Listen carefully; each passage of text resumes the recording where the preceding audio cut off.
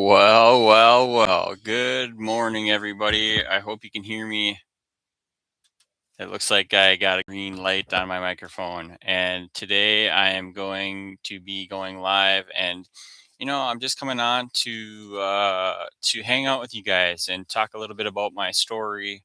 I'm actually doing a four-part series regarding my story, and I am in the process of laying it out for you guys. I'm first I'm going to try to get it all out, and then I'm going to edit it, and then that takes a lot of time. There's a lot of splicing to do, and a lot of things that I want to do in that four-part series.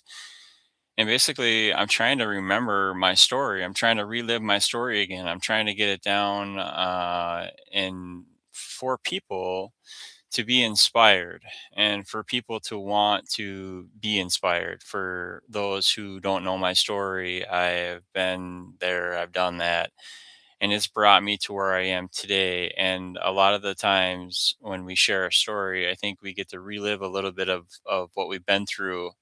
And also, we get to kind of envision or picture where we're going. And with that, for me, anyways, that brings a lot of hope, and it brings a lot of gratitude, and it reminds me where I've been. And where I've been is definitely an important part of my story. And yeah, I'm here to share with you guys, and I'm here to hear your story too. I tell you guys quite frequently in my messages that I would love to hear about your guys' ups, your downs, your wins, your losses, your successes, and things that can help all of us in this program, because it is a program of we. And as we go along in this program, there are going to be hurdles and things that we need to get through. And I think, honestly, if we're here for each other, that is going to be super beneficial for all of us. Because when one person's up, another person's down, one person's down, one person's up, and we're all kind of there for each other. And that's what the whole point of this channel and this whole movement that I've got ongoing is life after addiction. So, I was born in Minnesota, and I spent a lot of my time as a child on a family farm up north. And my godmother and my godfather, Eldon and Tink, owned a farm up there. And I spent a lot of my formative years on the farm. In the summertime, occasionally I would go to Bible camp, and I have a lot of good memories, and I had a lot of good memories when I was a child growing up on that farm and going to Bible camp. Went to Blue Water Bible Camp in just west of Grand Rapids, Minnesota. And I think it was Blue Water Lake, actually. It was just an amazing area. I mean, nothing like the cities or the farm that I was coming from. We would go fishing and we would catch lake trout, and I remember bringing my fishing gear every summer and going out there and fishing so hard, and the water was so clear, you could see so far down. It was such an amazing place. And I went there as an adult in my early 20s with my girlfriend at the time. I think I was like 19 or 20, 18, 19, 20, and it was the last time I'd been there. I attempted to get up there on my motorcycle last year, but I didn't make it all the way up to the lake. I made it to Pug Hole Lake, and I camped in the launch area on my motorcycle, and that was a pretty cool trip for me last year. I caught a sunrise the next morning that was just amazing coming up over the lake, and it's one of those times where I was on a solo trip, and I will never forget it. I just love motorcycling. I love going out on my motorcycle, and I that's one of my favorite things to do now as an adult and as somebody in recovery. I spend a lot of time on my motorcycle, and so I grew up in Minnesota. I spent a lot of my time, wishing that I had a dad, and that kind of built into anger and resentment. I was very angry that my dad, my real dad, Brian, wasn't available to have a relationship with me. I was born out of wedlock, kind of in an illegitimate situation. My mom was 15 when she got pregnant with me. My mom was actually babysitting my older sister, who was 2 or 3 at the time. um, whose mom was also very young, and my dad was in his early 20s, and it seemed like he had an affinity for younger girls.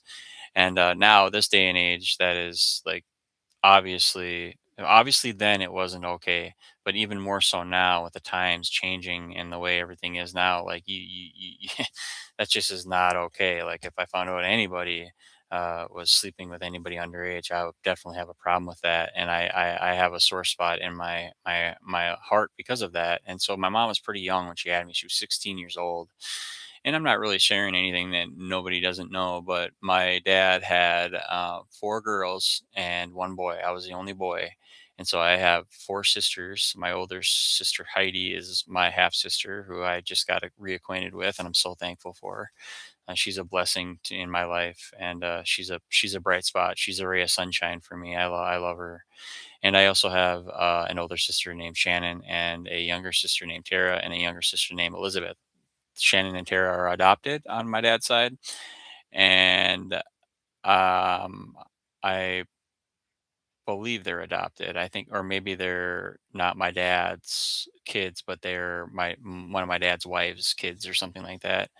So maybe they're step. But and then my sister Elizabeth is my youngest sister on my dad's side. So I grew up without a dad. I grew up wanting, wishing, needing some sort of father figure in my life. So I moved around a lot when I was younger, and I shared a lot of my testimony in this four-part series that I'm doing. And it's going to be pivotal for me, because sharing this also allows me to look back to where I've been and to learn how far I've really come. And my dad lived basically 20 miles away from me my whole life, my whole childhood.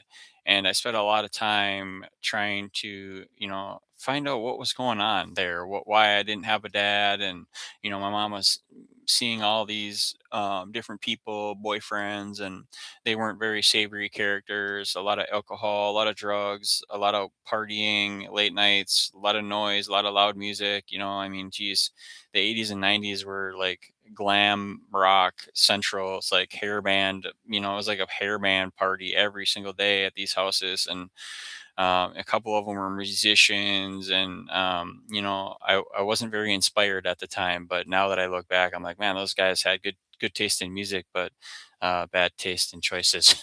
So um, I learned a lot in my formative years on how to be angry and be resentful, and I did that for a long time. But as an adult now, I look back and I think, man, well, that was kind of rightfully so, because a lot of people who grow up without, steady parents, or a solid household, like they end up being dysfunctional and disorganized people. And I guess to a degree, that was me. I was really angry that my dad didn't want a relationship with me. So I spent a lot of time being a naughty kid when I was younger, and I think a lot of that was because of that.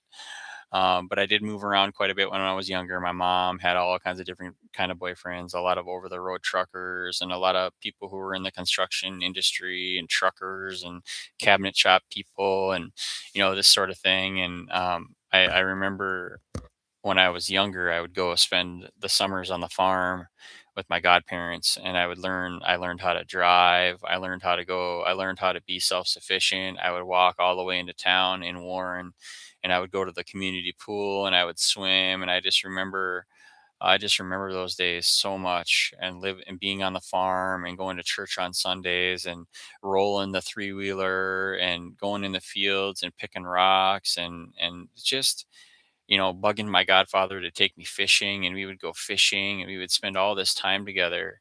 And, spending time with my godfather up on the farm was probably the highlight of a lot of my childhood. I spent a lot of time yearning for that attention from somebody, and I always thought having a dad would be like the best thing, right? I always thought that would cure everything I had in my life, was to have a father. And, if I had a half of a good mother, I think things would have been a little bit better. But I think my mom was preoccupied with her own stuff, and I was just more or less somebody that just got dragged along. And, I ended up in foster care a few times when I was younger. I remember going and staying with a couple on their farm up in Roseau, Minnesota, and going to school for a half a year to a year with them. and it was something I share in my testimony too in my four-part series. But I wanted to touch on this because, you know, I would come home from school and they would let me have a bag of popcorn and a bag of popcorn and a cold Pepsi, and I would have that every single day when I got home from school. And I felt so lucky. I felt so fortunate that was happening, and it was a really cool experience for me to go up there, and they were so loving. The people were so loving, and there was another foster care family that took me in. That was it was an older lady, and she was pretty old. I think she was in her 70s or 80s, and like, like she had wigs. And I stayed in a bed with like all these dolls and like all this floral stuff. And I remember telling my mom like, I don't want to do this anymore, but like I had to. She didn't want me around on the weekends, and I think that was her time to go party and do that sort of stuff. And so I look back on these times now that I'm sharing this in my four-part series, and I just think, wow, how life is so different back then for kids. Now I would never I wouldn't be able to leave my kids for more than a couple days. Like when my kids take trips with their friends or something, I feel like, man, I'm gonna miss you so much. Like if you need anything, you call me. I will come get you. All that sort of stuff. Whereas before with my family and my mom, it was like she couldn't get rid of me fast enough. I felt.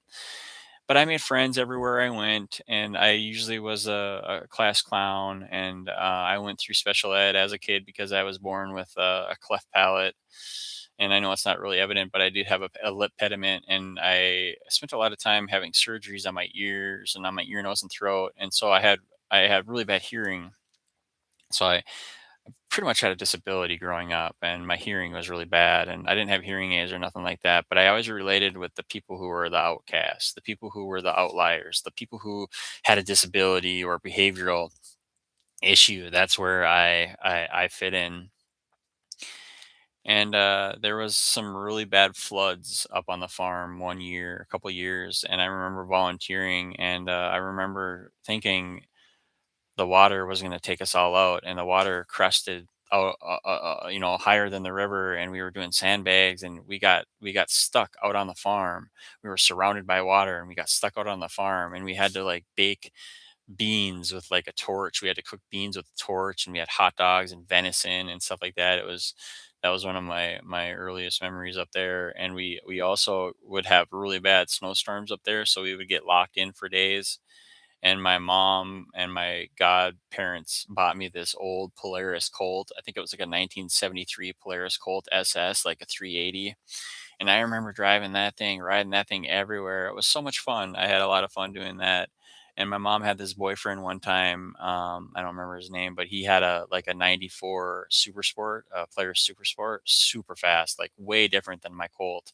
And I remember just taking that sled out and just going wah wah wah wah, and then hitting these jumps. And I remember I hit this big jump, and I smashed my face with the helmet down on the middle part of the handlebars, and I remember cracking the windshield.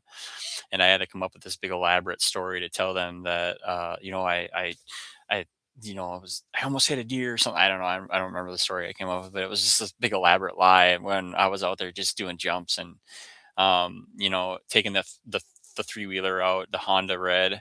Oh man, the three wheeler was a lot of fun. I remember they let me. I snuck out before church one Sunday, and I took it out, and I was riding it around, and I didn't want any evidence that I was on the three wheeler. Right? I'm sure they knew, but I didn't want any evidence that I was on this three wheeler. So I was trying to keep all my clothes, my church clothes, super super clean, and I was riding around, ripping around, and I accidentally rolled.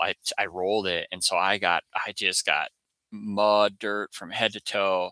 And so I had to like walk back in shame and tell them, yeah, I was on the three wheeler and I crashed, and I got in trouble. I had to go change clothes for church. But one of my earliest memories of being on a motorcycle happened up on the farm. Now, my godfather was a co owner of this farm with his father and his brother Bill, or his brother Bob, and his other brother Howard. He had a couple brothers, and although Howard didn't live up in the area, he was kind of a centric dude. But Bob lived on the farm with Willard, who was my godfather Eldon's dad, and Ruth. his mom and dad, Willard and Ruth, and they lived on the farm, Willard and Ruth Elseth, and they lived on the farm. And I think Willard lived to be up over 100. We took him to a Twins game one time. It was kind of cool. Anyways, Bob had this BMW, which was basically like a sit down, like a sport touring cruiser type thing. And that was my first taste of motorcycles. I got to go. He would take me before church on Sundays, or he would take me to church on it, and we would go ride around and on this BMW. And I just remember it was so cool. It was so cool riding around on this motorcycle. And I think that was forever implanted in me and instilled in me. And so now that was my earliest memory. And he also took me sailing. We went to Winnipeg in Canada and went sailing, and that was cool. So yeah, some of my earliest memories on the farm were spent doing things that I would really enjoy now as an adult, like motorcycling and sailing and doing that sort of thing. And yeah, so I guess not all my childhood was bad, not all of it, but a lot of it was really tough, really trying, a lot of confusing times. I went through a lot of physical abuse, some neglect, and some stuff that I probably won't share with you guys. But early, when I was in junior high, I spent some time with some pretty unsavory people, a lot of people that I probably shouldn't have been hanging out with. But I got moved from the farm when I was 13, 14. I got moved to the cities, and that was a culture shock for me. I went from obviously farm, I was playing football, I was wrestling, I was playing basketball, and then I moved from Warren, Minnesota, all the way down to the farm. And my mom got remarried when I was about 14, and I moved down to the cities, which was a culture shock for me. Elk River was Twin Cities. Hey, it's good to see you, Karen. Um, just one sec, my friend. Sorry. Just one second. Oh, how rude. I'm sorry.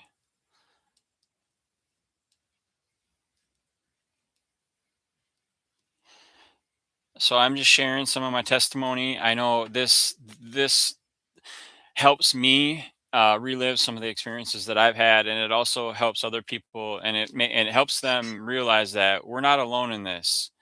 We're together. This is a program of we. And, for me, it goes a long ways to hear your guys' hope and inspiration. And it goes a long ways to hear your struggles too. And, we all got different backgrounds, but I think some of our most pivotal years that we spent going through hardships and struggles and strife, especially as adolescents and teens, that kind of shaped us for where we're going and where we've been and where we are now. And I remember growing up on the farm and having a lot of good memories, but I also remember having a lot of tough memories. And I've shared my testimony a few times on this channel periodically. Once a year, I'll come on and I'll share it in a live stream from front to back. And, I don't really need to go through it all, but some of the things that I think helped shape me, good and bad, I want to share with you guys today. And just, I was feeling like just chatting. So it's really good to see a couple of you guys on, and thank you for commenting. Obviously, Karen is a moderator. She's here, and she's one of the few people that I actually converse with and talk to and text with, and outside of YouTube, we have a pretty close friendship. And she also does some very important work on Rumble that I'll try to share here in a minute if I can remember. In fact, why don't we just do that now? Karen's channel is called Surreal Surroundings, and it is on YouTube. And if I can find a way of getting that link to you in this, I will. But it's called Surreal Surroundings, and I will share that link. She had a very good conversation with a Dr. LaGuardia was it this week? This last week, and phenomenal timing on that too. As I'm going through kidney stones and then a subsequent cancer diagnosis, I just thought that that was just divine design for me to. I didn't listen to all of it all in one sitting, but I did catch a good portion of it, and it was really good. So I'll share those things. Probably after on the channel. Yeah, it was on Tuesday. Okay, so that was right after and right in the middle of my whole thing. Surreal surroundings. Very cool. She's looking to grow a channel on YouTube, and I can appreciate that. the struggle to get subscribers is real. I know. So hey, let's get over there if you can. So part of my story, it brings me from, feeling really angry about things. Um, oh, nice. I asked for you and another friend. Yeah, I appreciate that. Yep, I remember that. You were saying that about the kidney stones. So growing up, obviously, nobody's childhood is perfect. I spent a lot of times wishing and wanting to have a father figure in my life, and then when I finally got one when I was 14, my stepdad, I just felt like I got cheated somehow, and I got moved from the farm all the way up in Warren, all the way down to the cities, and it was a bit of a culture shock for me. I started hanging out with some bad people, some friends that I probably shouldn't have been hanging out with, and I started stealing, I started smoking, started doing pot, started drinking, started breaking into things. I started really being unruly, and it was because I was really mad, and I was going through a hard time in my life. I got this weird guy now in my life who's my stepdad now. But at the time, I was like, "Who is this guy? He's got a good job. He's Christian." I was like, what is it?" It wasn't good enough for me, right? Like I still wanted my own dad. I wanted my dad, And this guy had a couple of other kids, my brothers, my stepbrothers, Alex and Blake, and I'm subsequently really close with my brother Alex now. Today, he's probably one of my best friends. But when I was younger, I was a really bad example for them. And when we talk about recovery and when we look back, we think about all these years that are so formative and so pivotal in our life going forward. And I didn't know it at the time, but I was about to get I was about to get abused in a way that really scarred me and made me feel really confused for many, many years, perhaps even till today. And I was hanging out with this kid who his mom and dad didn't really pay attention to him. They didn't really care what he did. So of course my mom was uber disciplinarian and wouldn't let me do a lot, and it was just really, really, under the thumb of my mom. And so when I got to go over to other kids' houses who their parents didn't care, it was like, okay, well, now what are we going to do? We're going to go run the town, right? We're going to go do what we want. And so I would stay the weekend at these kids' houses, and we would just do whatever. And I remember going over to my friend Ron's house, and his uncle Milton, who is now dead, thankfully, as you'll find out here why. But he was um, doing some inappropriate things with kids, right? And I didn't at the time realize the imp- the importance or the inappropriateness of what was happening. I thought, as a 14-year-old, I'm just coming through puberty, I'm just starting to come into my own. I thought this was the way it was. Like I knew right from wrong, but I didn't.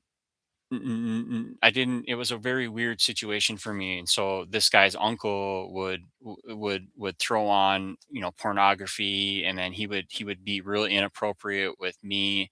And I'm not going to speak for anybody else but myself, because I wasn't really paying attention to what was going on with other people, and nor is it really my business. But since this guy's dead, there's no reason for me not to share it, because it's a really impactful part of my story. And I felt really confused after these incidences, and it wasn't full molestation. It was just more of, you know, not that it made it any better, but it was just stuff that I didn't know if it was right or wrong. It felt right and it felt good, but I knew in my mind, like, this isn't right. Like I'm supposed to be attracted to girls, right? So when this all happened, it made me really confused. I was really, really angry.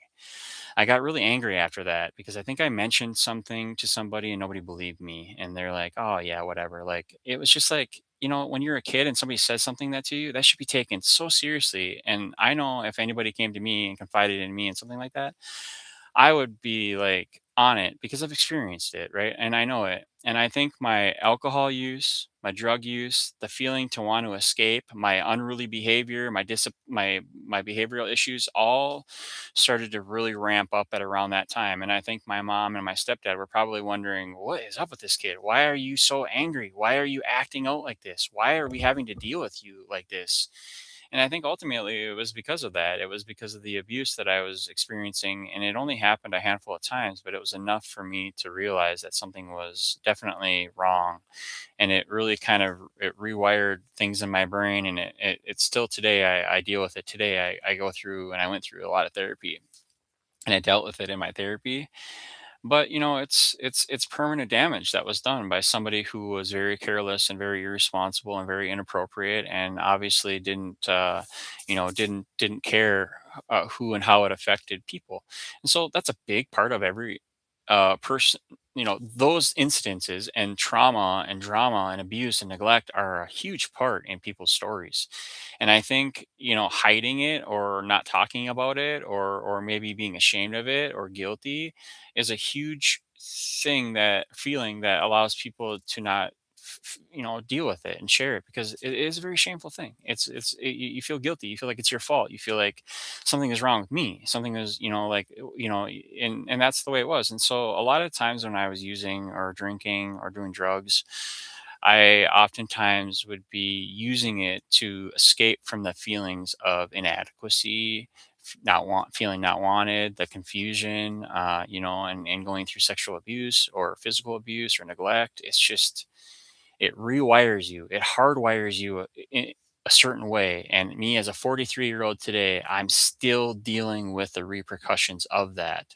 So abuse of any kind should be taken so seriously, but of that kind and that variety, that should be honestly looked at more, and you should go through a lot of therapy to get rid of that. So going growing up after that was very difficult for me because I started to break the law. And once the law gets involved when you're young, you're kind of at the mercy of your parents and the court. And I remember I was breaking into garages, I was breaking into cars, I was breaking into houses, I was doing things that no 14, 15-year old should be doing. I'm telling you that. I lost my virginity on a golf course at 15, after smoking a joint and being with my cousin after breaking into cars all night.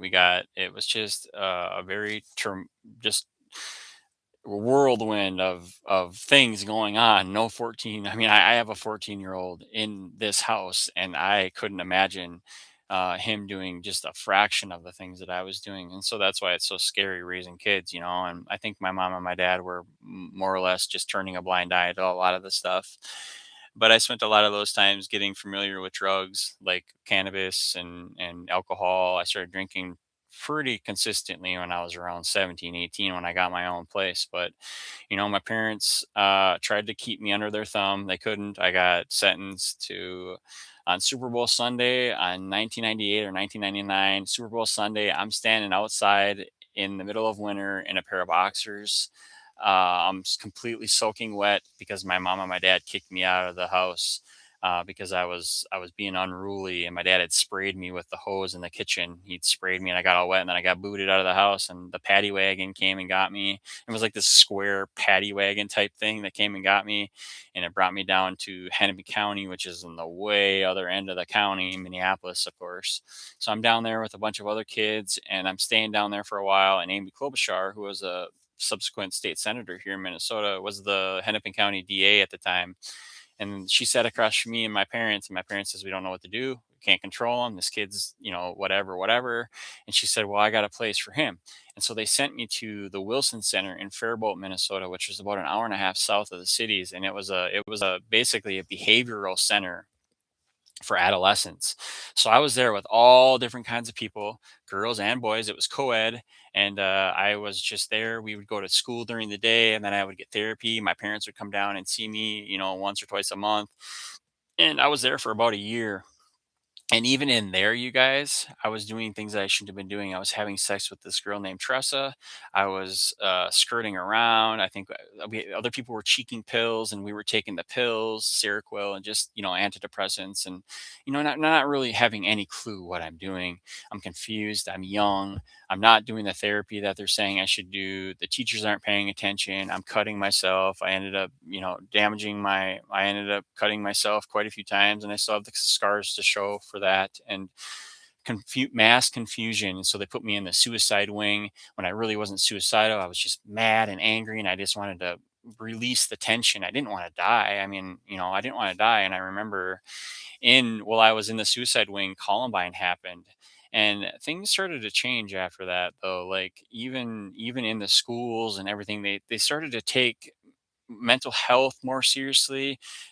things that were happening in the schools, they started to take a little bit more seriously. And so Columbine happened while I was in there, and then I got out when I was 17, and I came back home, and I ended up getting kicked out. My parents kicked me out while I was in high school, and I was staying on different people's couches and kind of living that kind of life until this guy, Dan. His name is Dan Hunt. He offered me a job, a painting job, and the property that he wanted me to paint was an apartment building, and I would paint the units as people would move out at the end of the month and the beginning of the month. I would go in and I would paint, and I would do painting and repairs, and so he taught me how to paint, and I was making like $40 an hour. Can you believe that? As like a 17-year-old, I'm in high school. I got now released on the work program, so I'm getting credits for working because I'm not good in school. I ended up subsequently going to college for a while, and I actually ended up on the dean's list, and I am a part of an honor society because I got such good grades. But in high school, you guys, school was not my thing, and so I ended up. Oh gosh, hold on just a second.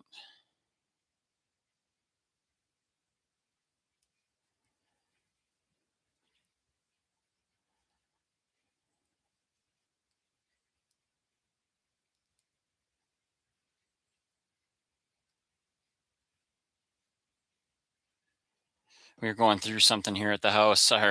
Sorry. Yeah, we some stuff got wet here at the house, and so we're kind of going through the.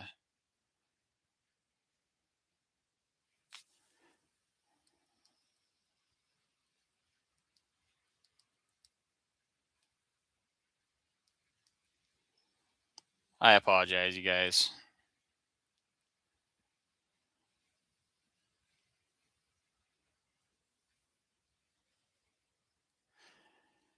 Okay, so coming back, I get this job as a painter, and this guy teaches me how to paint apartments, and I ended up making quite a bit of money. And the what happened is I got an efficiency apartment at age 17 in this building. Dan was able to get me an apartment in this building where I was painting apartments. And so I had my own apartment. I'm still in high school. I'm 17 years old. Can you imagine the things that I got into and the people that would come over? And of course, I mean, I was thrust into adult life at 17. I mean, I had my own apartment at 17, so I had a lot of people become your friends then, right? And a lot of people started bringing over drugs, and a lot of people started bringing over alcohol and weed and coke and alcohol and sex, and it just became just a not a good environment for somebody my age who had just been through some abuse and is this I'm ripe for addiction at this point. Like this is where it's at for me. This is what's going to start everything rolling. And I didn't have very many good role models in my life at that time. Like my godfather, who was probably the best father figure that I had in my life, lived far, far away, and my mom moved me down here, and I'm working construction, so it's like everybody's on something, whether it's alcohol or drugs. It seemed like, and anyway, so I was making a lot of money, so I was buying a lot of weed, and I was drinking, and I was going through different jobs. And I remember I had this job where I was doing siding with this company, and I was like 18 or 19, and I stepped on this 6-inch penny nail, and it went through my boot, and it like went through my foot and through my boot. And I remember going to the doctor, and this is how young and naive I am, right? I remember the guy bringing me to the doctor, and the owner of the company, and he's like, "Hey man, if you could just don't say this happened at work. Just say that you were walking down the street and you stepped on this or whatever." I'm like, "Oh, okay, yeah, no problem. I don't want to get anybody in trouble." And so I ended up doing that, and I ended up having complications from that injury where I had to be out of work for like 6 months. So, but then I had no record that it was work related. So that just started like I was thrust into this adult life, and I was only 17 years old, 18 years old. I didn't know anything. I had nobody teach me how to balance a checkbook. I had nobody to teach me not to get credit cards. I didn't know how to do any of these things. I was a kid. I was a kid, and I started drinking regularly at that time. And I started drinking, and I was always intoxicated somehow, some way. And that's what started everything for me. I started working temp jobs. I graduated high school. I went to prom. I did all that. I graduated, and I was able to at least get graduated, which was probably a pretty huge accomplishment for me because of the situation that I was in. But I remember just, having sex with so many different girls and just, doing different drugs and different things and people coming over and things getting done. And it was a really confusing time for me. And I started moving around a lot. And I subsequently ended up, um, after that, I subsequently ended up moving in with a very good friend of mine, my girlfriend's best friend. And okay, my best friend in high school, Alan, and my girlfriend in high school, her best friend, were also boyfriend and girlfriend. So we had a double couple type thing going on. And I was with Krista for quite a few years actually. And my friend Alan, his mom and dad would let me stay there when I was homeless in high school, and they would take me in, and their mom and dad were really cool. They didn't care if we drank or smoked weed or anything like that. Alan didn't do that, but his younger brother Phil I was really good friends with, and we would hang out at the house, and they would let me stay there, and they would let us stay there with our girlfriends. And so it was kind of like a no rules type of thing. And after I lost my apartment, I ended up losing my apartment because I wasn't doing any work. I was just sitting around smoking weed all the time. And I moved up to St. Cloud, and I moved in with my friend Alan, who I was really good friends with in high school, and our girlfriends were best friends too. And so that I remember that being a really bright spot. After all that chaos, I moved in with somebody who was responsible. He had a really good job. He was like a big brother to me. He was my best friend. I looked up to him. And we subsequently went to join the Marine Corps. And this is kind of the beginning of the end for me because we went into the recruiter, and the recruiter's like, all right, I got a deal for you two. You two are going to get in on the buddy system. Now, Alan was a couple years older than me. He had more responsibility than me. He had a really good paying job, and he had a new car, and his girlfriend, he was going to get married. They were engaged. And so so I'm kind of just following his lead, and he's like, let's join the Marines. Let's do this. I'm like, yeah, let's do this. If this is right after 9/11, right? So we went to join the Marine Corps, went to the recruiter. He's going to get us in on the buddy system. He told us all this stuff. And so we hopped in the recruiter's car one Saturday or one Friday, and we went all the way up to Fargo, which was the nearest MEP station, which is the military entering processing station, where they basically do all the tests and they swear you in, and that's where you join the military, right? So we went up there, and we're going through all these tests, and he passes everything, and he's getting in, and he's actually going to get in to go into second force recon. Like, he's not only making it, but he's actually going into special forces, right? So MARSOC, right? He's going into the Marine Corps Special Operations Command or Operations Field or whatever. This is big time stuff for him, right? And I'm like, yeah, I'm gonna go in too, and I'm just gonna get into infantry. Well, I go through, and I can't pass the hearing test because I have all this ear, nose, and throat issues from when I was younger. I was born with a cleft palate. And so they don't let me in. So there I am at 18, 19. I'm watching Alan get swore in. He swears in. He's a Marine recruit. He's actually in the Marine Corps. I was crushed. It gives me goosebumps, man. I was crushed. I was so sad. I wanted to go in with him so bad. We were training together, doing push-ups. We did all the pull-ups.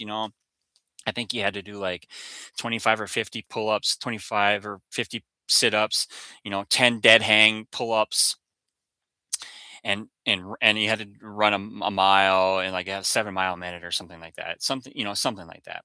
And so we had done all that. Marine Corps training was no joke. We were prepped for boot camp. And so on the way back, the recruiter and him were in the front seat, and they were yapping about all Alan's opportunities and stuff. And I was in the back. I was laying down. I was sad. I was like, okay, I'm going back to smoking weed now because I haven't been able to smoke weed because I had to pass a drug test. So I quit everything I was doing just to do this, right?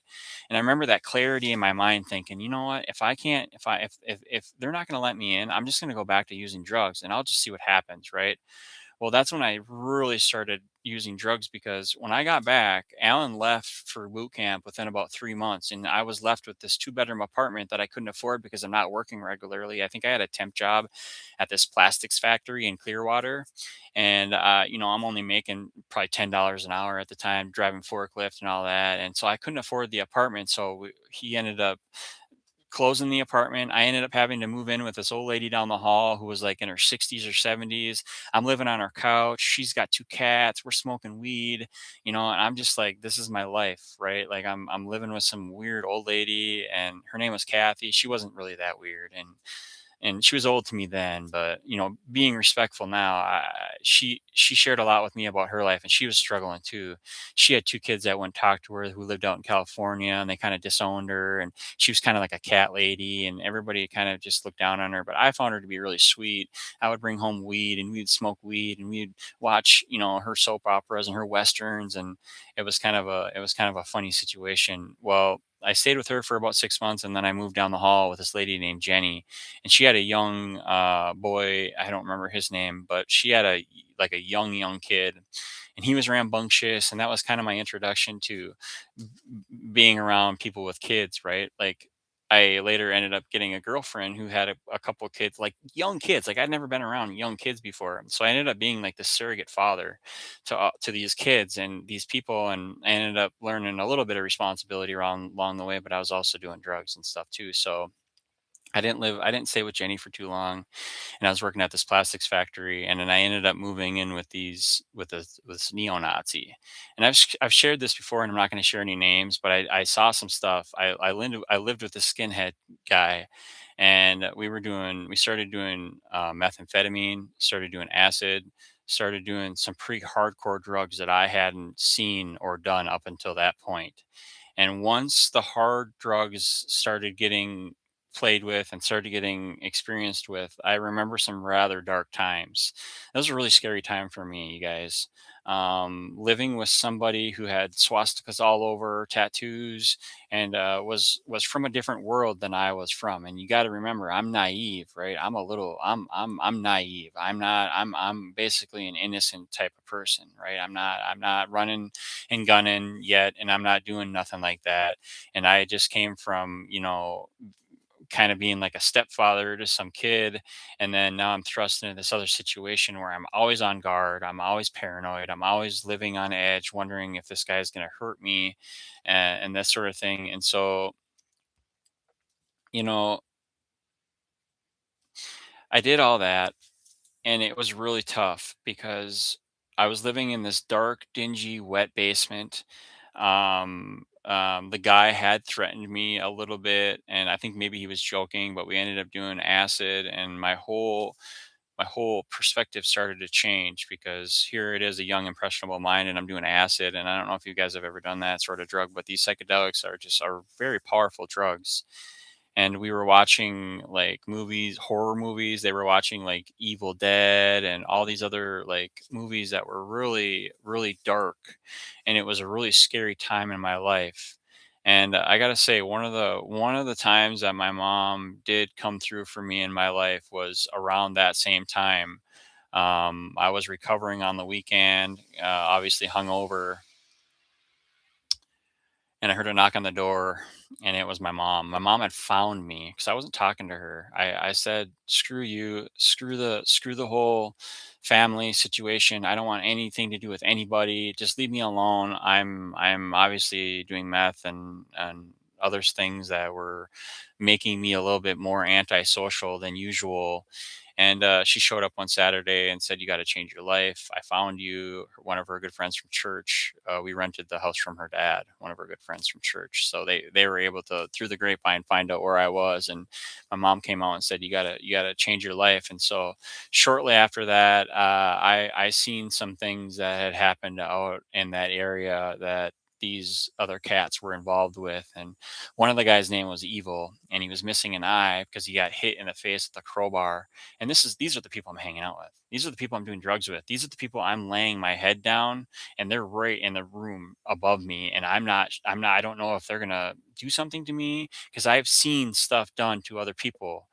And that's a part of my story that I'm not really going to get into today or probably in the future. But I seen some things get done to people that really, really, really scared me. I was even scared to leave. I didn't know if they would come find me, or so I had to try to find a way to separate myself from the situation. And I did. I was able to do that. I moved into an apartment with another forklift operator at the plastics plant. His name was Cameron. I was able to get an apartment on my own because I had a job. I had a little bit of credit history, not good, but it was enough for me to get this dingy apartment. And after that, I started to, I wasn't using meth, I didn't use acid anymore, and I wasn't smoking weed. I was just kind of drinking. And I'm in my early 20s, and I'm working at this plastics factory, and I ended up dating this story gets crazier because I was digging through her. I didn't really know her all that well. I knew that she was in recovery. I didn't know what that meant at the time, but I knew that she was sober, and she wouldn't even drink alcohol. And one day we got an apartment together, and one day I was digging through her filing cabinet, and I found this federal paperwork. I found a federal case paperwork, and I'm looking through her files, and she was charged. I don't know if she was federally charged, but she was charged with manufacturing and distributing methamphetamine. So little did I know that she had been a serious player in the meth game in the Twin Cities here in the northern half of the metro. Her and her brother Bud were manufacturing meth and making meth, and they got popped and they got caught. And right around the same time, she got pregnant. So she had her kids, like, I think she had them in prison or whatever. And then she got out. And so I met her right when she got out of prison, and I didn't really know what all that meant. I didn't know manufacturing meth. I didn't really care. It's like, okay, well, big deal, like I'm young, I'm naive. And so I found that out, and then I found out she had fake teeth, like she had dentures. I found that out. It was all these things, and these are all remnants of somebody who lived a hard life, right? Like I'm in my early 20s, and she's in her late 30s. So she's basically at now where she was at then where I am now, like picking up the pieces. I mean, obviously I've been 15 years sober now, but like it took it took a lot from her. She ended up losing her kids that she had before, because she had a couple of older kids that she lost, and she lost everything, and her dad had to help her rebuild.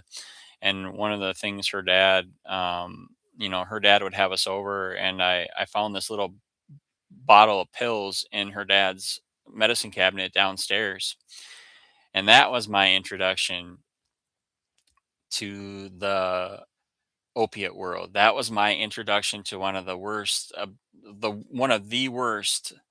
addictions that I've ever had to opiates. Is that I found his prescription for hydro or oxycodone. I don't remember which one it was. I started taking them. I felt like $1 million. Her kids are about 1.5, 2 years old at this time. They're running around, they're crawling, they're walking. I'm Mr. Dad, changing diapers. I'm teaching kids things. I'm like, this is my life, right? I can do this. I had all these pills. I had her dad's pills, and eventually those pills ran out, and I had to fill the bottle with like fake pills. And that was when I started to learn how to be an addict. I started to learn how to lie, how to skirt, and that sort of thing. And so after those pills ran out, I'm like, well, I need more of these. Like, how am I going to get more of these pills? How am I going to get more of this drug? I feel amazing. It makes me feel amazing. You can perform on these things much better and longer. You can be happy. There's no pain. I'm numb. I don't have to think about my family. I don't have to think about my mom, my dad, all the abuse, all the neglect, all that. None of it. I was just running and gunning. And I met this guy while I was working at this cabinet shop, because we moved from St. Cloud, and I quit the factory, plastics factory. And we moved down to Elk River, and I started working at a place in Ramsey called Great Woods Cabinetry. And I started working at this cabinetry shop, and I was a temp worker at first, and then I got hired on. And then all these temp workers would come and work at the shop there. And the temp workers are usually people that can't hold jobs and can't hold steady jobs. It's the way it was for me anyway. That's why I worked at a temp agency. But I met this guy named Robert, and he was a Native American guy, and he was really cool. I found him to be really intriguing, but he had a really bad addiction. And what I didn't know is what I found out soon enough after that. Is I asked him, I'm like, hey, can you get me any of these Vicodin things? And he goes, no, but I might be able to hook you up with some morphine. And I'm like, morphine, what's that? Like, I'll try that. So he takes me to his house one day, one afternoon after work, and I meet his mom and dad. I'm like, "Hey, I'm just a friend from work or whatever." And he brings me down this long hallway, and I'm looking left and right, and I see the mom and dad's room, I see the bathroom, I see Robert's room, and then we come to the end hallway, and it's like a big room. It's like like a huge wing of the house, and there's a lady in a bed, like a big lady laying in a bed, looking totally, uh, you know, um, I don't know what the word is. Um, Not discomposed, but just totally out of it. And I'm like, wow, like what's going on here? And Robert told me this is my aunt, and she was born with a spinal this or that. She's had a lot of surgeries, and I'm not even joking, you, my friends. We looked to the right, and on this nightstand or on this desk that they had right there, he opened up the drawer and he opened up this box, like this metal case, and there was probably, I mean, the box was about 3 feet, about the size of like like bigger than a keyboard holder, but like this keyboard thing that slides out.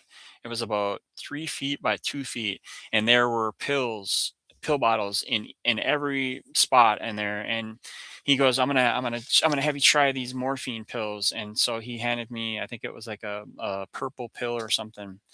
And whoa, yeah, wow. If I thought meth was bad, morphine was probably even worse for me. That was a really heavy addiction for me. I obviously fell in love with morphine. I was stopping out there probably once every 2 weeks. She would sell me hundreds of pills at a time. I would give her a lot of my money that I was making, and I got addicted to morphine. Me and Stacy's relationship dissolved. I wasn't able to do anything but work and be high on morphine. And it's not like morphine made me like I wasn't like nodding out and I wasn't drooling. It was more of an upper for me. I would take these things and I would feel numb. I mean, I was a really aggressive, mean person. Then, I just would be get out of my way. Like I was just real aggressive, and it was an upper for me. It wasn't like I was, like just nodding out in the corner like some sort of opiate addict. It was really weird. It had an adverse reaction on me, and I was really strong and tough and just get out of my way. And it was at that time that I started drinking heavily too. And you're right, I am very, very lucky to be alive as I look back, but I know why I'm alive today, and I know that there's a reason for that. So as I share this, I am very grateful to be alive. And I was so she was giving me morphine that was time released, so it had a thick plastic like casing on it that would dissolve, and it would be a slow release. So what I was doing is I was crushing those, and I was taking the cover off or the coating off, and I wasn't sniffing them or snorting them or smoking them or shooting them. I was just it was a natural addiction that I was taking 'em. But I would take 5 or 6 of those 80s, and I would put it in water, and then I would drink the water. It was a lot easier than trying to chew these up and all that sort of stuff. And I started drinking whiskey, like Jack Daniels whiskey at night, because I was finding that the pills were keeping me up. They making me constipated. I wasn't going to the bathroom for 2 to 3 weeks at a time. I had to go through some um, pretty crazy circumstances. I was going through some pretty crazy circumstances to get my uh yeah, you know what, out of me. I ended up in the hospital at one point too, because I was so constipated. I was in so much pain, and I think going into there, they knew what was going on, and they told me, you have to stop. I'm like, I have to stop what? Like, I'm not doing anything. I was so in denial. Like, stop what? What are you talking about? I'm not doing anything. I probably reeked of booze, and they could tell that I was on some sort of opiate because I hadn't pooped in weeks, right? So Robert's mom and dad caught on to this about a year after. So I spent about 11 months, 12 months addicted to morphine. And if you guys know anything about morphine or any of these drugs that they make synthetically or otherwise, it gets into your everything. It gets into your bones, gets into your marrow, it gets into your mind. It spiritually, emotionally, and physically just drains you of all your life, and it sucks every ounce of inspiration, hope, gratitude, thankfulness, appreciation for life. it sucks it right out of you and it spits it out and it just tries to take more. And I went through the most horrendous withdrawals I've ever been through, except for being in jail, which I'll share later. And this might have to be another section of the testimony, another series, another like a 4-part series or something. But I am actually making a 4-part series about my testimony. I'm actually editing it right now. I just got done with the first half from being born till about the time I'm talking to you guys about now. And so I'm doing a 4-part series on my testimony. I'm editing it now. And so that'll be getting posted within the next couple weeks. It's just a little side project that I'm working on. I love sharing with you guys my story live, but I think having a hard copy somewhere where people can go and see, okay, this I need to listen to this because I have a similar situation, right? So I was going through my withdrawals and I thought a solution to the morphine withdrawals would be to drink more hard liquor. I remember I was working at a cabinet shop at the time, and I would take a cup. I was going through withdrawals from morphine. This lasted weeks, my friends. I was so, oh my gosh, it was such a dark period of my life. I was in a little apartment in the back half of a house. I had my own little apartment. I was so alone. I remember it being so dark. I remember seeing and hearing things, having visual hallucinations, auditory hallucinations. I thought there was people in my apartment. I was just so scared. I spent a lot of time living in fear of what was going to happen next, and I thought it would be the great idea to end up to drink. I'm like, I gotta subdue this, and I didn't know what withdrawals were. I was 21, 2021. This was my first go around with opiates, and I got addicted to the morphine, and I was going through this withdrawals, but I didn't know what it was. I didn't know what this is what opiates did. I thought you could just take opiates, start, stop, do this, do that. But after 11 months of taking morphine straight, I didn't have access to the morphine anymore. And I remember going to the doctor and saying, "Hey, like something's wrong. Like I need help. Like this is not good." And I don't remember them really offering me much except for saying, "You're gonna have to tough this one out." And I didn't really know what detox was. I didn't know what that meant. I think they offered me to go to detox, and I'm like, I don't need that. Like, what is that? So I started drinking a little bit into my withdrawals, and I was taking nips from the bottle before I went to work, and I ended up getting fired from the cabinet shop because I was showing up like reeking like booze. I didn't know that you couldn't hide it, right? I thought I could just take a couple of drinks in the morning, drive to work, and take some gum, and it would be all good. How naive we are when we're young, right? About addiction, about the signs, and all that stuff. And I spent a lot of time trying to, cover my tracks, but it wasn't fruitful. I was going through the withdrawals. Robert's mom and dad caught on to what we were doing, and they said no more. And I tried my hardest to get more connections, and I honestly didn't know that if I'd have known then what I know now, I would have probably just gone out and sought out some other opiates, and that would have taken care of it. But I didn't know morphine was different than Vicodin. I didn't know Vicodin I didn't know they were all kind of in the same thing, so I could take one with the other, whatever. I just didn't know. So, and thank goodness because I got through the morphine addiction. I got over the withdrawals, but my alcoholism got really bad, but I was a functioning alcoholic, right? Like when I got through all the withdrawals and I started to feel better, I wasn't drinking during the morning. I was just drinking at night. So I got another job at another cabinet shop and I was working, and I got this job through a temp agency. And this temp agency, Atlas Staffing, I'll never forget it. Atlas Staffing in Elk River. There was a gal there that worked there that got me the job at this other cabinet shop, and she was probably twice my age. Well, I started seeing her and we started hanging out, and then I found out she had a boyfriend and she lived with her boyfriend up in Zimmerman. And so I'm here, I'm sleeping with this older lady who's twice my age. She's got a boyfriend, she's got like a house with this guy, and she has a normal life outside of this. And she really helped me.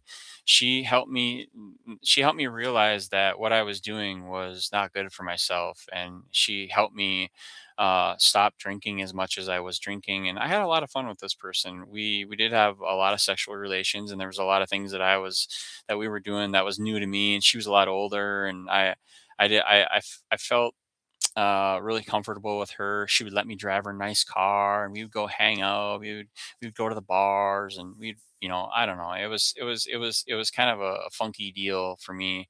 So then I brought her over to my mom and dad's house, and I introduced her to my mom, and she was actually like 2 years younger than my mom. So my mom was like, what's going on? Like, what is this all about? And I'm like, I don't know. She got me a job. She seems cool. She's got a nice car. She's giving me money. She's teaching me things. Like, it's all good. Like, don't worry about it. Right. And I was like, what's going on here? So one night she brings me over to her house, and I meet her boyfriend, and he's a rad dude. He's a cool dude. He does like security. He installs security systems, and he's got this nice house, and he's got four-wheelers and motorcycles. And I don't know if he had a motorcycle, but I think he had a dirt bike, but he had like snowmobiles. And this is the middle of winter, right? And this lady helped me fix my van that I had, because the fuel pump went out of my van, and I have like no tools. I don't even have a garage at this place I was living at. And so she helped me get my van going and helped me get it fixed. And she came over, she introduced me to her boyfriend, and I got to become good friends with him. And then one weekend, they invited me out to stay at their house for a weekend, go snowmobiling, go to the bar, and just hang out and do whatever. I'm like, okay, cool. Yeah, that sounds like a good idea, right? Like, I'm sleeping there with this lady, but I'm going to go hang out at her house with her boyfriend, and sleep in the basement for a couple nights. Well, I went over there, and I ended up meeting my future wife while we were at this bar. I met this girl who was there, and she was down from up north. She was a school teacher up like 2-3 hours away in Park Rapids, Lake Country, if you know Minnesota at all. She's down. I meet her, and I'm so intrigued by this girl. I'm like, "You're a school teacher? You coach volleyball? You coach basketball? Like, this is amazing." Like, I related her to one of the people, or two of the people, or a couple of the teachers that I had in high school that actually took the time to help me. And I remember their faces. I remember who they are. I don't remember their names, but I remember the teachers that I had in high school that cared enough to show me the way. And a couple of them teachers probably really helped me graduate and helped me check in when I was on work release program, and gave me a so I had and I have a huge respect for educators, for people who don't get paid a ton, who show up every day at the high school, at the junior high, at the elementary, at the middle school, at the special ed school, at the alternative schools. All these people who are willing to do this profession to help youngsters like me find their way in life. And I am so emotional about this, but I'm eternally grateful to them teachers who took the time to help me get through one of the hardest times of my life, after being sexually abused, neglected, told that I'm basically not wanted by my dad, and my mom not really spending a lot of time with me. And it was pivotal. So I had a really huge respect for teachers. And when I found out Erica was a teacher, and she was just, you don't, I don't know. To me, it was divine design. Obviously, we didn't stay married, and I damaged that relationship greatly by what I was doing in my addiction. But when we first met, we had a magical connection. It was magical. I remember the stars out that night. It was a clear sky. The moon was huge. We were out snowmobiling, and I kind of tipped the snowmobile over, and we were rolling around in the snow. And it was a magical time for me. And I had a lot of respect for her because she was a teacher. And I intriguing was the one thing I kept saying to her. I'm like, "You're so intriguing. Like, I can't believe you're a teacher, and you like me." And I didn't have a lot of self-worth at the time. I didn't think I was coming off that morphine addiction, and I didn't tell her any of that. I lied to her and told her I was this, normal person, and all this sort of stuff. And so I spent a lot of time fooling people into thinking that I was somebody that I wasn't. And I even pretended that I was somebody else to myself. I was this other guy. I was Jesse James. I was this badass guy who's going to build motorcycles one day. And I had that vision for myself. Like, I had all these motorcycle magazines, and I was going to order all the motorcycle parts, even though I didn't have all the tools. I was going to order all these parts piece by piece, and I was going to build this motorcycle, and I was going to be this badass motorcycle guy. But anyways, I met her, and after I met her, I brought her back to the house, and me and her had a connection. And I shortly after that, I broke off the relationship with this other gal, and I started seeing Erica, and she lived about 2.5, 3 hours away. So we didn't see each other all that often, but she would come down to me, and then I went up to her a couple times, and I was like, wow, this is something. This is gonna work. And she was a teacher. I mean, she was grading school paperwork at my house when she came down to stay for the weekend. She was grading papers. I was like, this is amazing. Like, you're a school teacher. I just can't believe that. So responsible. She had a normal family. She had a normal car. She had a normal this, normal that. And I was just like, this is just amazing. She's a normal person.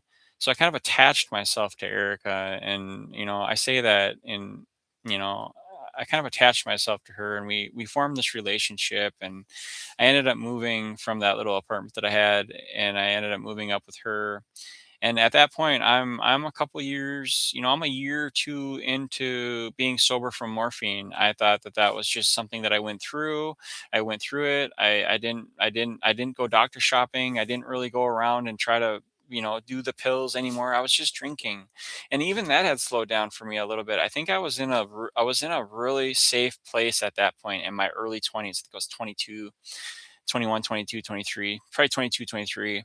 And I was drinking, but I don't think I was full blown alcoholic yet. I was in the early stages of getting there. And when me and Erica would hang out, we would make wine and we would drink, and we would drink a lot, but it wasn't something that I had to have every day. And then when I moved up with her, and I started helping her coach basketball. I started helping her coach volleyball. I was integrating myself into the community. I was playing softball for the local, beer league, and I was doing all these things. This was all new to me. Like I had a boat.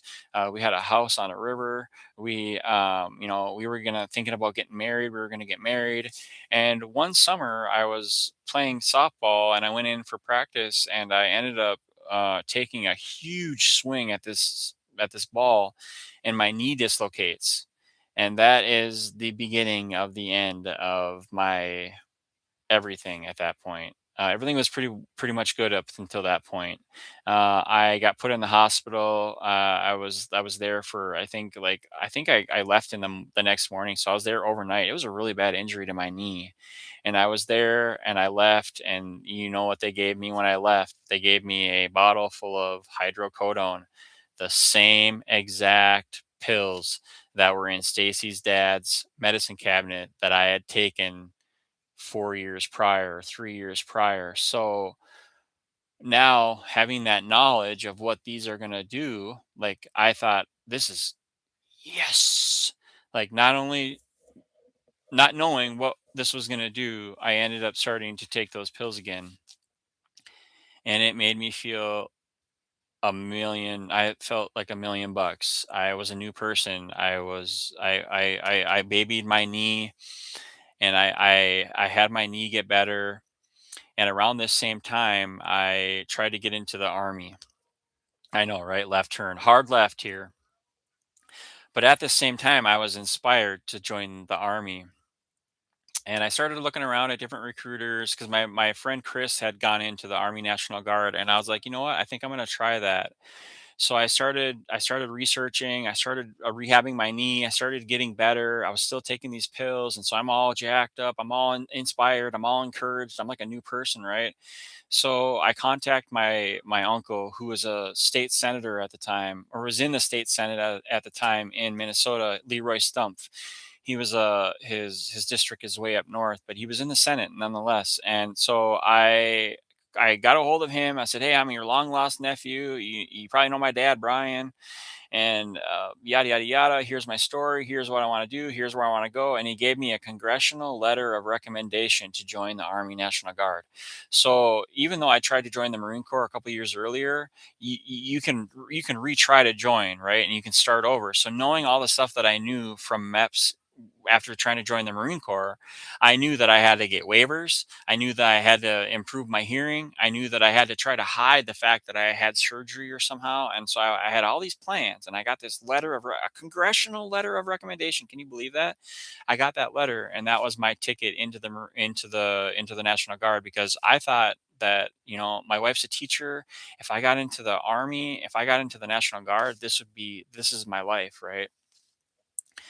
So I go to join the Army National Guard. I go back up to MEPS. I pass some of the hearing tests, but again, the waivers that I got and the congressional letter of recommendation wasn't enough for the doctors to say yes. And this was months long process.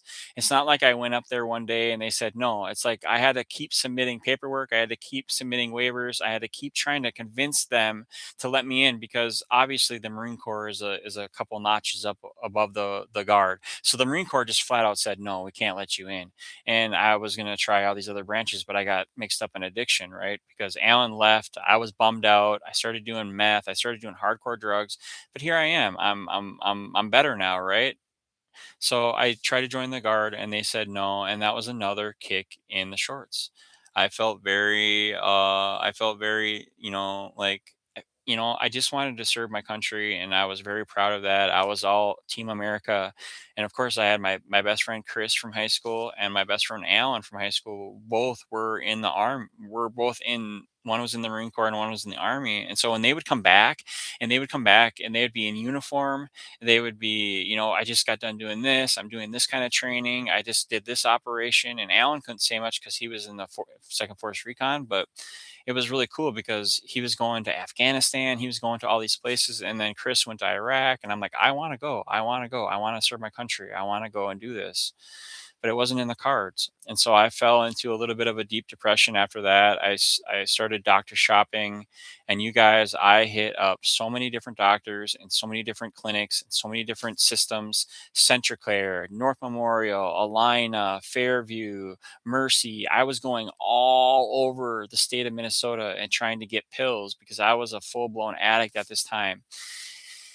And we had a hometown doctor in Park Rapids who was basically willing to give me whatever I wanted. And so when I found him, my addiction really ramped up. I had been working at Walmart for a couple of years. I was a supervisor. I was on the safety team. I was all in it. I was all in on Walmart. I was making pretty decent money and I was helping Erica teach her stuff and we were doing that. She had the summers off, so we would spend a lot of the summers doing fun stuff. We'd go fishing and all kinds of fun. She was really active. We would go biking, we'd go hiking, and there's a lot of cool towns around Park Rapids. And then the summers, that's when everybody's up there for the lakes at their cabins. So I remember having a lot of fun times there. But I found this doctor who was really literally willing to give me everything. And what he was doing was he was giving me everything off the books. So their pharmaceutical reps would come in and give them suitcases full of, I mean, literally bags, brown paper bags full of samples. And there was a medication that came out in the mid 2000s, or it was probably older than that. But when it really hit the mainstream was in the mid 2000s, I noticed this medication called Ultram. Ultram is the regular pharmaceutical name for it, but the generic name is called Tramadol. And this was a non-narcotic, non-addictive medication that is supposed to be an alternative to painkillers. Now, this is pre-opioid epidemic. Okay, so this doctor was giving me Ultram and Tramadol, and I was getting samples, so it was off the book. And so I started taking this medication, and little did I know that that was probably going to be comparable to the morphine that I was taking before. It left me physically addicted in the worst way. And amongst that, I was also starting to take Adderall, and so I have experience with a lot of different drugs. And it was a weird time in my life. Me and Erica got married, and I actually the day before I got married, I actually ended up calling the doctor at his house, saying, "Hey, I need a refill on my prescription." And I need it like now. You know, I'm leaving to go out of town on my honeymoon, and I need to take some with me. And he's like, "Oh yeah, no problem. Like, come over and get it." And so I went over to this doctor's house and I got, these samples that he was providing me, and he gave me enough samples to get through the next couple weeks. And when I came back, I remember telling him that I was going to start to go to college, which I had enrolled in college in the mid 2000s. And after this whole military thing, and I was gonna go to college. I was gonna get a degree, and I told him that I had ADHD and I couldn't focus. So he started giving me Adderall. So I was taking Vicodin, Adderall, Altram, Tramadol, and also I met this guy whose wife had a really bad back. Again, another person, and they had fentanyl patches. Now this was before fentanyl became really popular, and it was like a drug the way it is now. But before, it used to come in patches, like transdermal patches, and you would put the patch on and it would slowly release into your system. Well, we were taking those patches and taking the gel out of them, and we were drinking the gel, and so it became a little bit of a thing, right?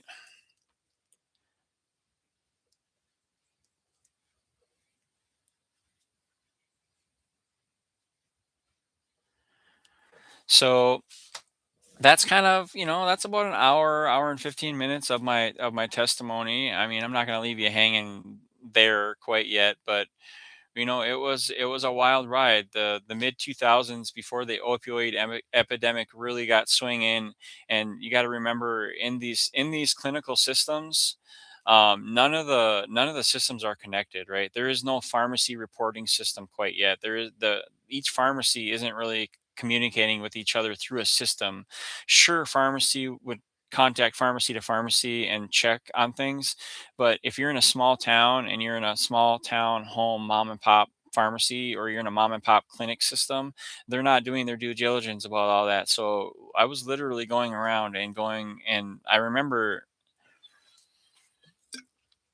my buddy on the softball team had a GSXR 1000 or a GSXR 1100. It was a crotch rocket, and that was my introductions to motorcycle.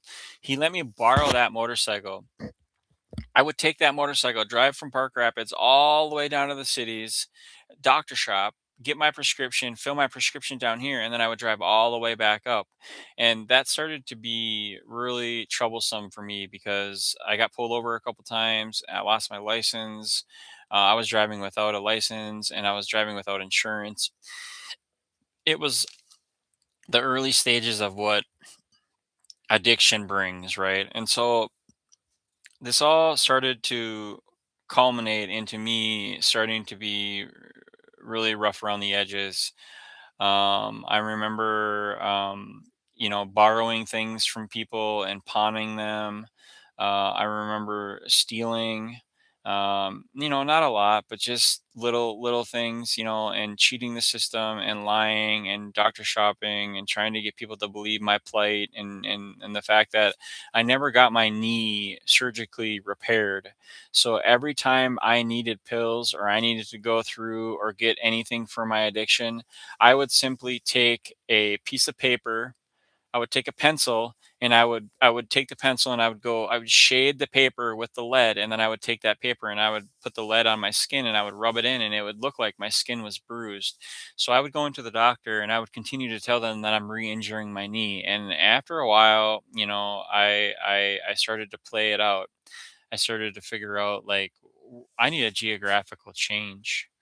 And I thought that that would cure my addiction.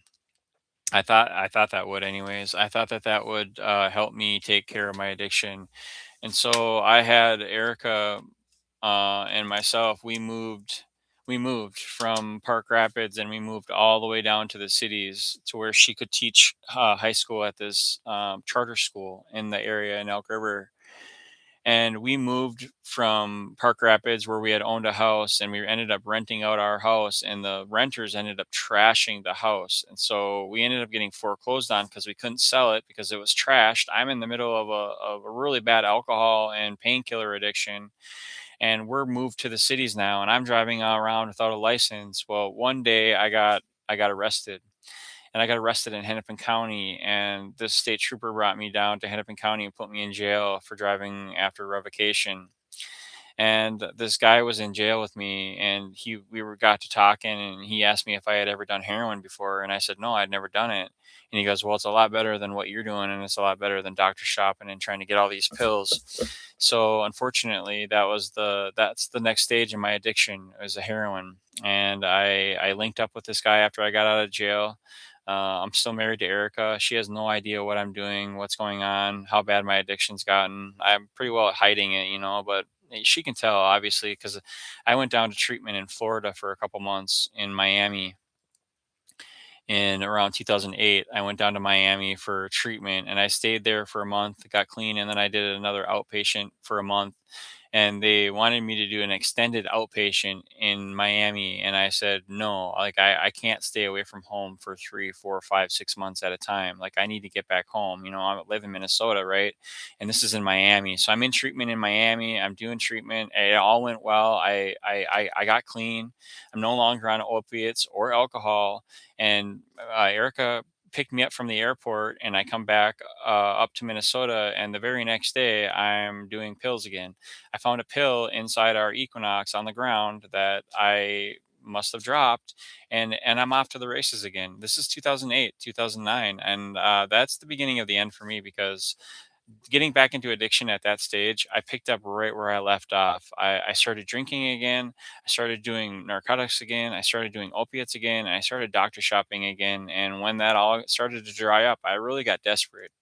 I got so desperate that, there were times where we were coaching her basketball team and we were out of town on a weekend for a tournament, and I was still helping. Like, I'm a functioning addict. Like, nobody knew I was a heroin addict. Nobody knew that I had a heroin needle, spoon, and bag in my sock.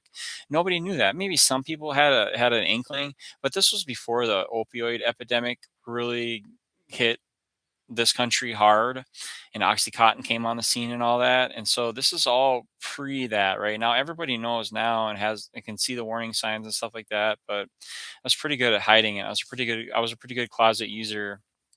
And so, we're doing her coaching thing on the weekends and tournaments and stuff, and she caught me out in the van shooting up, and that was the beginning of the end for me because just a few weeks later, I ended up, hooking up with some bad people, and I ended up robbing a pharmacy at gunpoint. And that's kind of where I'm going to leave you guys today. I felt like coming on and talking a lot about my story and connecting with you guys. And there was a time in my life where I never thought I was going to get out of it. I didn't know what recovery was.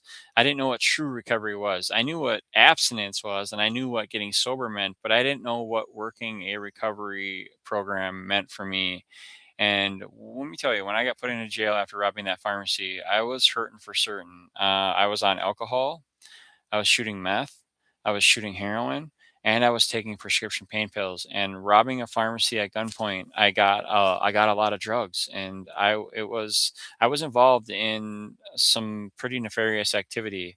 And let's just say there were more robberies that I was involved in, that obviously I wasn't getting caught for.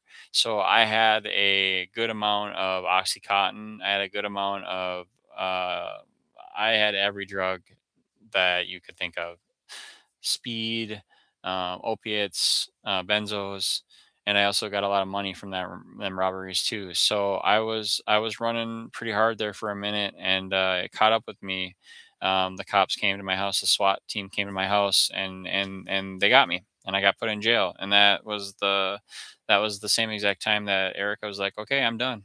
Your all your crap is getting packed up, and I'm gonna divorce you." And a lot of things happened to me while I was in jail, but one of the most pivotal was getting divorced. And then Erica left me while I was in jail, and that's kind of where we'll leave it.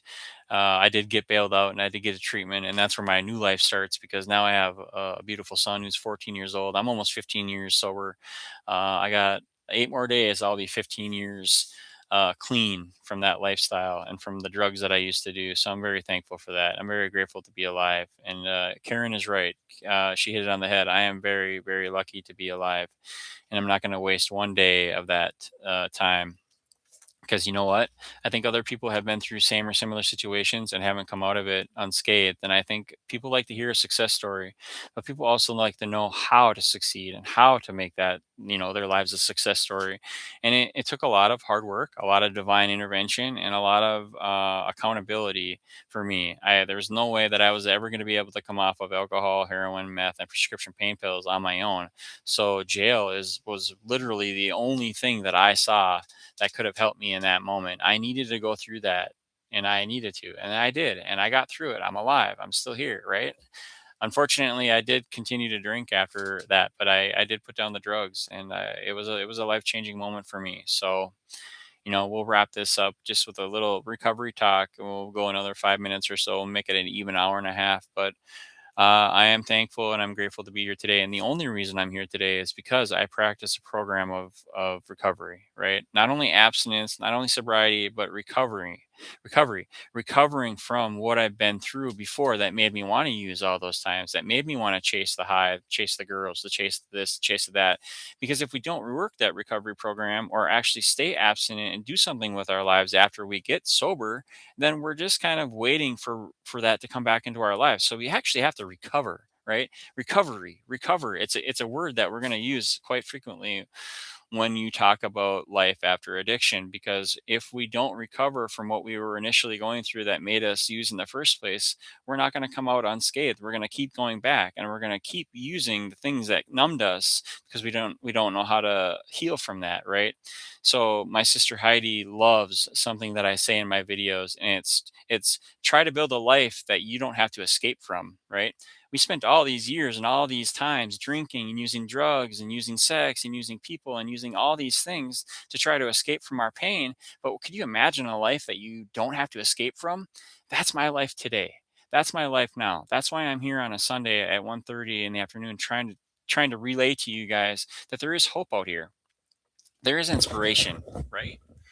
There is a way to get through this. There is a way to recover. There is life after addiction. And one of the things that is really important to me is sharing my story with you guys and allowing you guys some insight into who I am, where I've been, what I've been doing. And I've done a lot since I've gotten sober too. So it's like my story just keeps getting rewritten. And the past is the past, and let's write a story that we are proud of today. So that's a lot of the things that I like to talk about in my videos now are where I'm at today. And I don't really talk about the past a whole lot in my videos, a little bit, but I haven't shared my testimony with you guys quite. About once a year, I come on and I'll do a live stream, or I'll share it with you guys. But I am actually editing a 4-part series right now, like kind of like my younger years, my teen years, early 20s, and then from then on. So it's like a 4-part series. I'm editing it, and it's been going kind of slow, but today I figured instead of editing it and spending the time doing that, I come on and actually converse with you guys. And I was really glad to see Karen came on and was able to give me some inspiration and encouragement in the comments. I encourage you guys all to do that, because you know what, I need the support just as much as anybody else. And although our programs can be going well at times, we still need the support, right? I still want to see you guys. I still want to come on and get it out and learn. So build a life that you don't have to escape from. That's what recovery is about. That's life after addiction. If you guys have anything to say, or you guys want to talk to me about anything, you guys are always more than happy and more than welcome to put that stuff in the comments. I'm a pretty easygoing dude. I really like to go back and forth with people on recovery topics. So for me, it's just a way of life. It's just life now. And I have a lot of good friends. I have a lot of good support systems. I have so many people in my life that are supportive of where I am today, and I take that all with a huge amount of gratitude and thankfulness, that they are there. So that's my story. I'm sticking to it. Um, you know, the story is going to be continue to be written. So here we go, one day at a time, right? So I hope you guys enjoyed that. We made it to about an hour and a half. If you guys are ever wondering how I got to where I am today, play this back and you'll learn a little bit about my story. And again, I'm working on that 4-part series that will come out probably in the next couple weeks. And that'll be quite interesting to see how many people see that and can relate, because I think a lot of us have been through some tough times, but those tough times shape us to where and who we are today. So why not share those tough times with other people and give them encouragement and be like, hey, wait, if you're going through a tough time, that means something. That's not necessarily bad. That means that you're going to be going through it and you're going to get a lesson on the back end of that. And there we go. Yeah, I have fake supporters. Well, I support you. I'm not fake. You got some supporters, my friend. You have support. You have support. I support you. I support you. Has your day been going good? I hope your day is beautiful. I love it. I love it. Thanks for that like too. I saw you like that. That's cool. We got some support here. And as you guys know who are in recovery, support goes a long ways. Likewise, my friend. Hey, I'm here for you any day of the week. And if you need anything, you know where to find me. And maybe I'll just stay on for a few more minutes since you joined on. Lady S. I love it. Well, there is a way forward and there is a life after addiction. We've proven that, right? This channel is all about that, and there is a way forward. And a lot of times I hope that we can support each other in that, because we're all on different paths, right? There's a different path for each of us, and that's, hey, no problem, Karen. You guys do you. And I'm just, it's so cool. I was just about to end the live stream, and all of a sudden I see likes going up, and I see people hopping on. This is good. This is good. You guys, I want to share with you real quick. I'm doing this a little bit as an impromptu live stream today. I know it takes a while for YouTube to get out the notifications, and not everybody's sitting on their phone all day every day. But I did come on and I did share a little bit about my testimony up until about I was about 30. I shared a little bit in this live stream, and I'm also doing a four-part series. My testimony, it's a four-part series. I haven't named it or anything. I'm just in the early stages of editing it. So I'm gonna edit that up, and I'm gonna submit that as a one, two, three, four-part series. So it's gonna go into session, and I want you guys to watch that if you're interested in learning more about where I've gone, where I've been, who I am, where I come from, what my deal is. Because I noticed that a lot of my videos that I do now are more geared towards the now and the information that we can provide to help other people in the now. Right now, I don't really share a lot about my story, and that's important because at some point in my life, I would really like to inspire people to live their story out and to see what happens, because a lot of people give up, and I was at that stage so many times in my life. There was so many times where I was like, I'm going to give up because I've been through so much. Life is so hard, it's so difficult, I'm just going to give up. But I'm really glad that I didn't, because it got me to where I am today. And had I given up, had I not gone through those hard times, then I wouldn't have learned what I learned, and I wouldn't be as strong as I am today, and as dedicated and committed and fruitful in my recovery. So there's a lot of things that we share with each other that are going to plant seeds. And I just talked about that yesterday with my brother Jeff, my best friend and my brother. He's definitely a brother from another mother, Jeff. And listen, quitting smoking, you're going to have those times where you go back. You're going to have those times. Very few people are able to quit smoking or quit drinking without some sort of, entertaining that idea again, because that's what's going to teach you to do. You're going to be more stronger as a result of that in the future. And I'm probably preaching to the choir. I know that you guys know this, girls know this, but listen, it took me a long time to quit smoking and to quit chewing. I chewed for 10 years, and I was very addicted to tobacco, very addicted to tobacco. And I used tobacco as a crutch. And when my dog died in 2024, I was bedridden for a few days. And that was a pivotal moment in my life, because I was able to quit chewing because I didn't get up to the Holiday or the Super America or the BP or the whatever gas station you have by you. And I wasn't able to get up there because I was so depressed about my dog dying. And I just used that as a catalyst to quit chewing. I'm like, well, if I've already made it 2 or 3 days without it, I don't really need to go back. And I kind of like saving the money. And it is. I see a lot of people that do the pouches and do nicotine replacement stuff, but those are mandatory, or not mandatory, but those are temporary, and that could be the fix that gets you to where you need to go. And I can't say that I've been struggling with nicotine lately. It's been more caffeine. Yeah, yeah, Zoe. Yeah, Zoe. Here she is with some sunglasses on. Yeah, she was my therapy dog. Yeah, she was something else. She was a lot of fun. I only had her for about a year, but yeah, she played an important role in a lot of things. She helped me with quite a few things. Nice. So I knew, yeah, I knew Karen. I knew you were a smoker at some point. I know that you've talked about quitting that too, and I think they speak a lot about nicotine being. I don't. I don't have a new support dog. I wish where I live. I think our landlord made an exception for me to get her. My landlord made a pretty big exception for me to get Zoe, and they were really afraid of the dog getting hit by a car out on the county road, and that's exactly what happened. Zoe got out of her leash because she was chasing a rabbit and she got hit by a car. So the landlord was like, "See, I told you, knew that was going to happen. We're not going to let you have another dog." And so until I own my own place, I'm probably never going to have another support dog, but I am looking forward to it. We had puppy therapy a couple days ago, and I know you guys saw that video.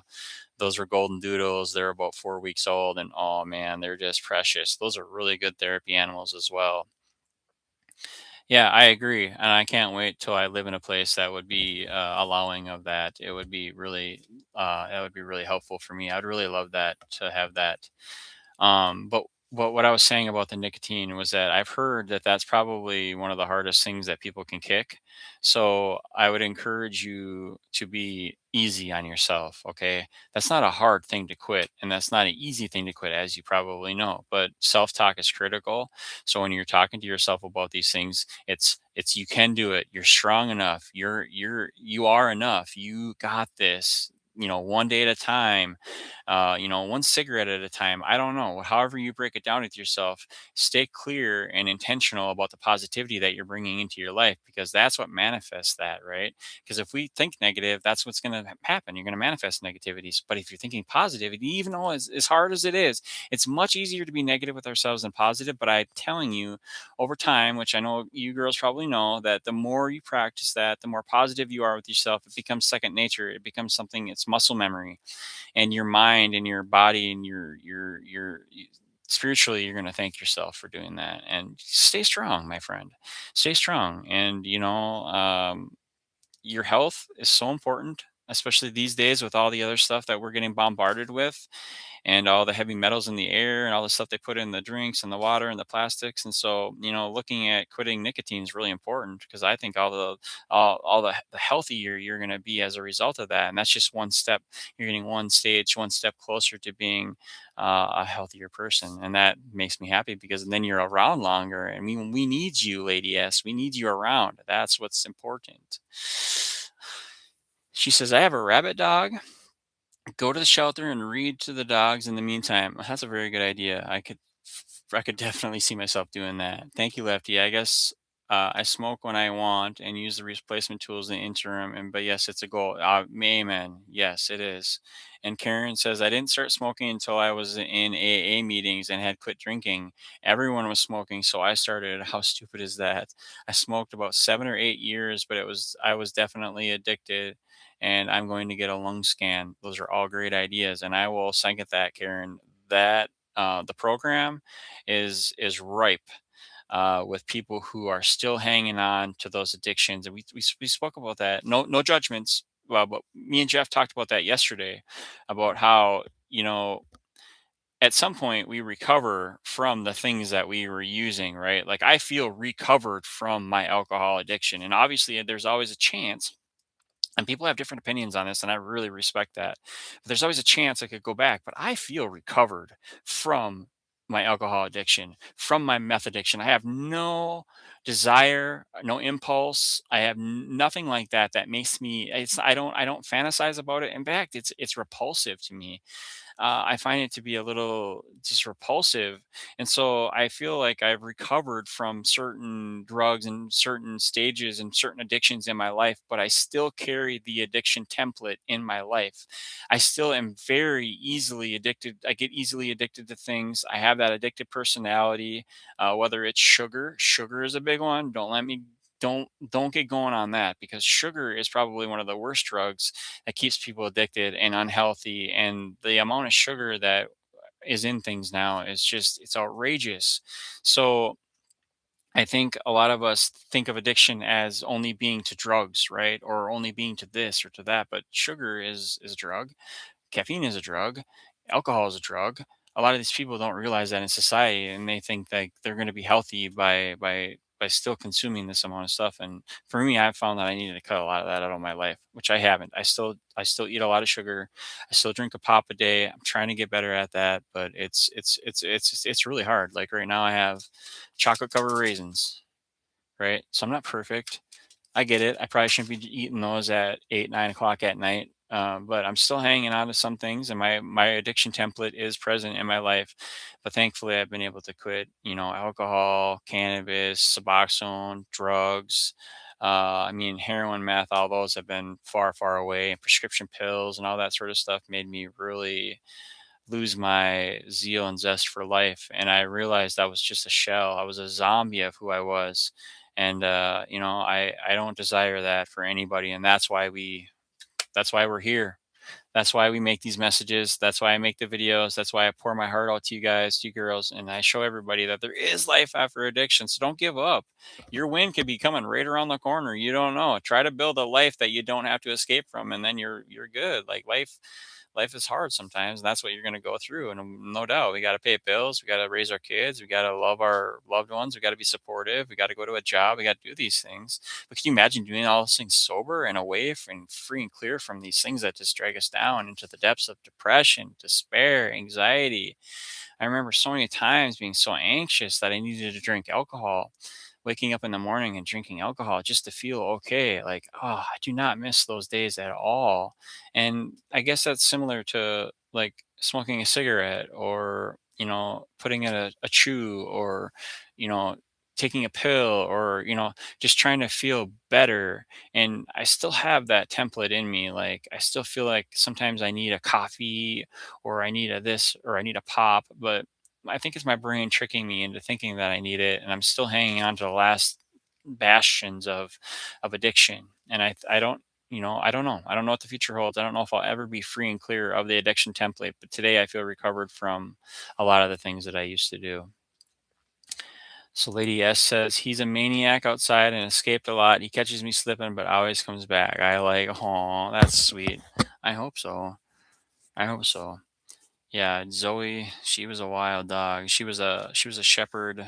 She was a mix. She was a rescue actually. We rescued her, and she lived a good life up until the time point she was taken. And as traumatic as it was, I learned a lot.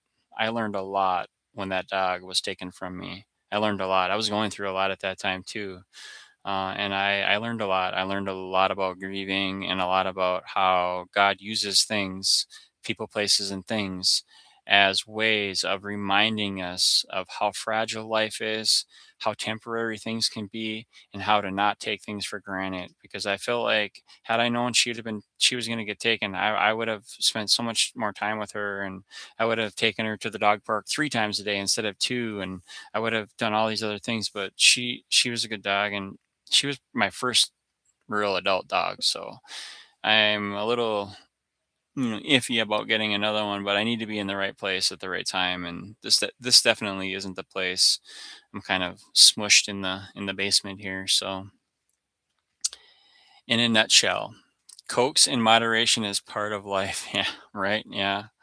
I don't know if I'll ever quit Diet Mountain Dew, but I try to stay away from the really sugary stuff. I felt like rehoming him to see someone more active, but yes, I need to spend more time with him. Well, that's a good reflection, and that's a good observation. But don't be too hard on yourself. I'm sure that pup is as happy as can be being around you. So that's my story. I'm sticking to it. If you guys feel like sharing this message with other people, I would really appreciate that. This just gives you a little insight into what I got going on, and where I've been, what I got going on, and I think a lot of us need to hear other people's stories in order to realize that our own story is important too. So don't forget about hitting the like button and all that if you haven't done that. But is there anything else you guys want to chat about before I go? I say it's different being on a live stream. It's different, and it always seems to be the same people who come on too. It's Karen, you are very supportive, and it goes a long way. It's just to think like if you hadn't come in and Lady S hadn't come in, I'd have been by myself. So it really means a lot to me, and I really appreciate it. Thanks, Karen. You too. You have a great day as well. And I'll get on here in a little bit, and I'll share your new channel called Surreal Surroundings. I will put the link on my channel. So get over there and subscribe to Karen. I know she's got a lot of good messages coming up, a lot of cool guests. It's a cool podcast. This week on Tuesday, she had a doctor on, a Dr. LaGuardia, and he shared a lot of good information and a lot of stuff about sugars and how to replace certain things with certain things that are going to help us. I learned a little bit about kelp. I'm looking into kelp. So, hey, thanks, Lady S. I appreciate that. And as soon as you share that with me, Karen, on here, I'll let you guys go. But I'll take that link from you whenever you get it, and I will copy it and I will share it to my channel. Thanks, Lady S, for all that you shared. I appreciate it. I hope to see you again. Maybe I'll do a little bit more of a live stream in the near future so we can connect again like this. You have been one of the people that have come on and been commenting a lot, and I really appreciate that. I feel like I get to know you from afar, and that's really important because I feel like a lot of people who used to comment on my channel a lot have gone away, and it's always good to see people connect. So thank you for that.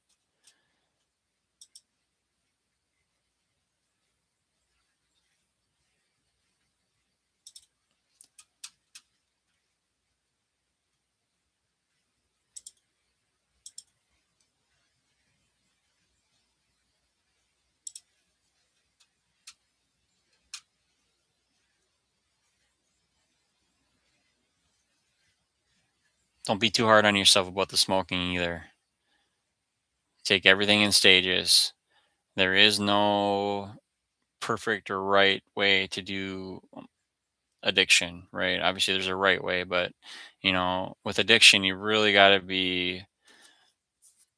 I mean, you got to hold yourself accountable, but you also need a good support system of people that are going to be truthful and honest with you. And when it comes to nicotine and sugar and alcohol and all these things that we consume, it can be rather difficult to quit. And as you know, like I'm not telling you guys anything you don't know, but it can be difficult. And with that, you need to saturate yourself with positivity, and you need to be around people that are going to be positive too, because we start to think a lot about what other people say and we put it into our own mind and our own filter. And if you're around people who are negative or people who aren't as conducive to what you want to do, you kind of gotta stay away from them people, and you gotta cut those people out of your life.